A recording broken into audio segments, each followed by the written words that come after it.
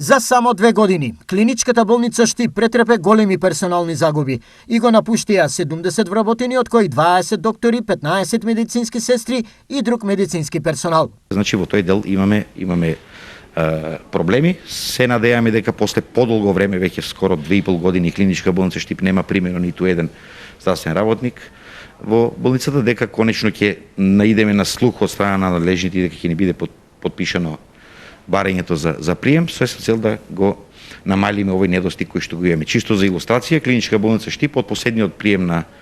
медицински персонал некаде во февруари таму пролетта, до ден денеска нема примерно ништо, а севкупно на ниво на сите вработени, без разлика дали се работи за здравствен персонал, за помошно технички персонал или за администрација, во изминатите 2,5 години по разни основи, по пензионирања, одење во други установи, напуштање на работата, за жал некојши смрт на персоналот, до сега сме изгубиле 70 вработени во овие 2,5 години. Проблемот е голем, но може да биде уште поголем, бидејќи во најава е заминување на уште неколку специјалисти во приватни болници. И во моментот кога ќе знаеме точна бројка, некаде најавите се почетокот на наредната година дека би требало дел од нашите вработени да отидат таму, ќе знаеме со колка бројка ќе биде, но тоа ќе биде проблем,